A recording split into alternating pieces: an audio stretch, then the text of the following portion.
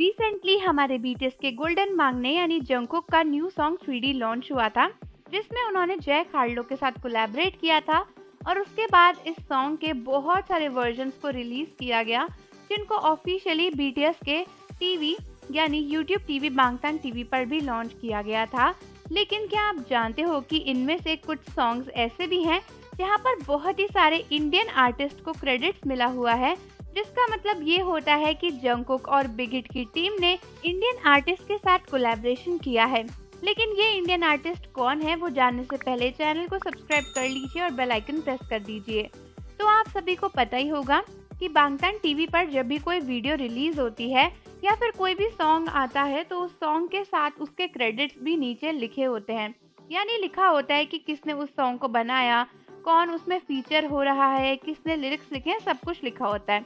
तो इसी तरीके से जंगकुक का जो सॉन्ग है 3D, उसका एक वर्जन रिलीज हुआ था जिसका नाम है स्लो डाउन विजुअलाइजर। और अगर आप देखो तो आपको ये वर्जन बांगतान टीवी के ओरिजिनल चैनल पर मिल जाएगा। और ऐसे और भी कुछ स्लोमो और 3D वर्जन्स लॉन्च हुए थे, जहां पर बहुत सी आर्मीज जा के क्रेडिट्स देख रही थी। तो अचानक से कुछ इंडियन बीटीएस आर्मीज ने नोटिस किया कि इस सॉन्ग के क्रेडिट्स में सबसे पहला नाम एक इंडियन इंसान का है। तो जो जंगकुक का 3D सॉन्ग है स्लो डाउन विजुअलाइजर, उसका सबसे पहला क्रेडिट जाता है प्रोडक्शन को, जिसके आगे लिखा है राहुल भट्ट। तो पहले तो बहुत सी आर्मीज कंफ्यूज हो गए और उनको लगा कि उन्होंने कुछ गलत पढ़ लिया या फिर गलत नाम हो रखा है प्रिंट यहाँ पर। लेकिन फिर बाद में उनको पता चला कि एक्चुअली ये नेम राहुल भट्ट ही है।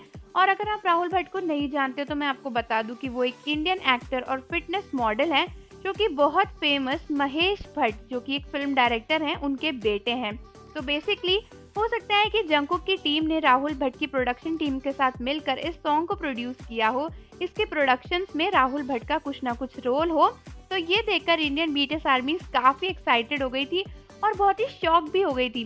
कुछ इंडियन बीटीएस आर्मीज को लगा कि ये एक एडिट है, इसीलिए उन्होंने यूट्यूब के ओरिजिनल अकाउंट में जाकर देखा, लेकिन वहां पर भी बांगतान टीवी के चैनल पर जाकर आपको ये ओरिजिनल वीडियोस और वहां पर ओरिजिनल क्रेडिट्स लिखे हुए दिख जाएंगे, जहां पर सच में एक इंडियन इंसान का नाम लिखा है।